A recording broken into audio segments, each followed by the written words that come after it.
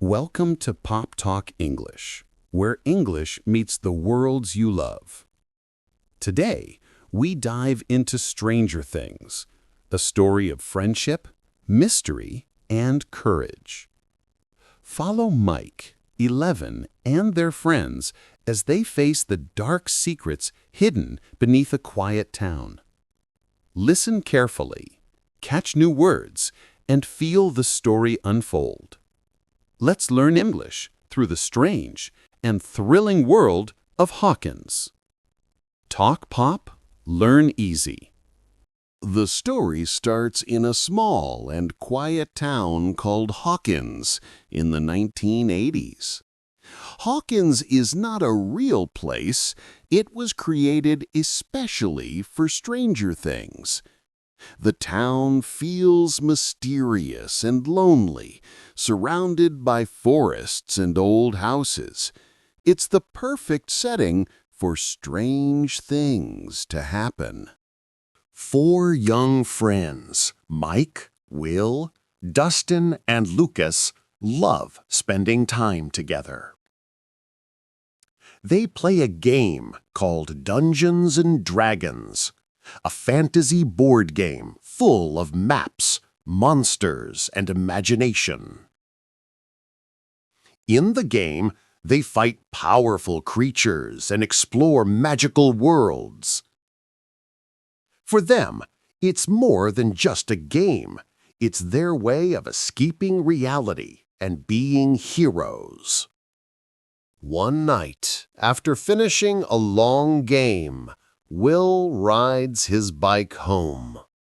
The streets are dark and empty.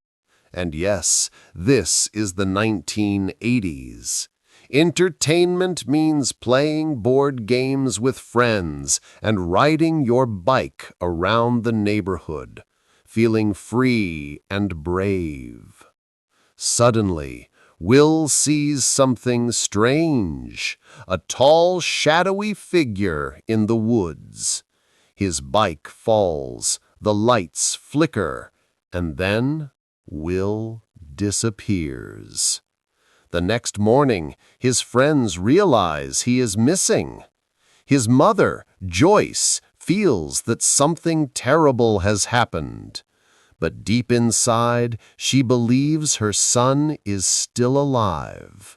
What nobody knows yet is that Will has crossed into a place where no human should ever go.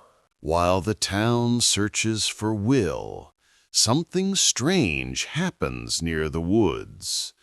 A young girl with a shaved head runs through the rain, scared and alone. She wears a hospital gown and looks lost, like she escaped from somewhere. When she enters a small diner, she eats food like she hasn't eaten in days. The owner tries to help her, but soon strange men arrive. They're from the Hawkins laboratory, and they are looking for her. The girl doesn't speak much. When the boys, Mike, Dustin, and Lucas, find her later in the forest, they don't know who she is or where she came from. But Mike sees something different in her eyes, fear, but also trust. They decide to take her to Mike's basement and hide her there. The boys ask her name, but she doesn't answer. Instead, she lifts her arm and shows a tattoo on her wrist, the number 011. Mike looks at it and says softly, 11. From that moment, they start calling her L, short for 11. As the days pass, they realize she is not an ordinary girl. She can move objects without touching them. She can close doors with her mind, and even make people fly across the room. but using her power makes her nose bleed, showing how strong and dangerous her gift can be. Mike and the others promise to protect her. 11 becomes part of their group, like the hero from one of their Dungeons and Dragons games. Only this time, the danger is real. As the boys learn more about 11, they start to understand that her powers are connected to something bigger and darker. 11 can do more than move things with her mind. When she concentrates deeply, she can reach other places without leaving the room. It's like her mind travels far away into a different world. During one of the experiments at the Hawkins laboratory, the scientists pushed 11 to use her powers in a dangerous way. They asked her to listen for people on the other side of space, like spies or enemies. But instead, she found something terrifying. A dark, cold world full of shadows and strange sounds. That world is called the Upside Down. It looks just like Hawkins. Same houses, same streets, but everything there is dead, silent, and covered in a kind of dark dust. It's a mirror of the real world, but twisted and toxic. When 11 made contact with that place, she accidentally opened a door between the two worlds. From that door, something escaped, a creature that doesn't belong here. That's how the nightmare in Hawkins began.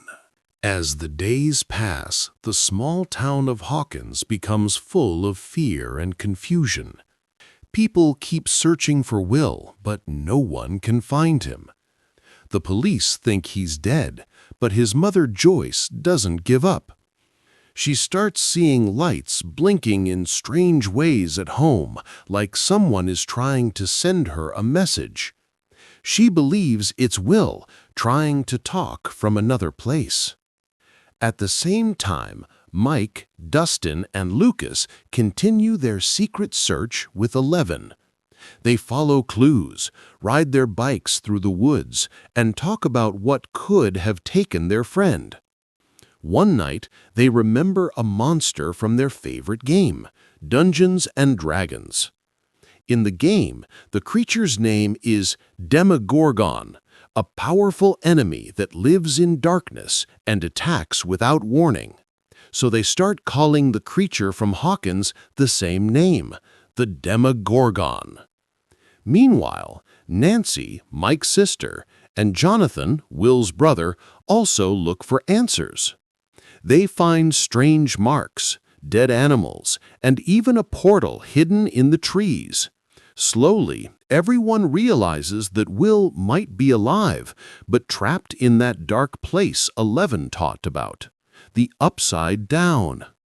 The boys, Joyce, and the police are now all following different clues that lead to the same truth. Something evil has entered their world, and it won't stop until someone faces it. Everything in Hawkins leads to one last fight. Joyce and the police chief Hopper discover the truth. The portal to the Upside Down is inside the Hawkins laboratory. They break in and find the passage, a dark tunnel that connects their world to the other one. Inside, the air is heavy and full of shadows. They follow the sounds and finally find Will, weak but alive. At the same time, Mike, Dustin, and Lucas prepare to defend themselves at the school. The Demogorgon has found them.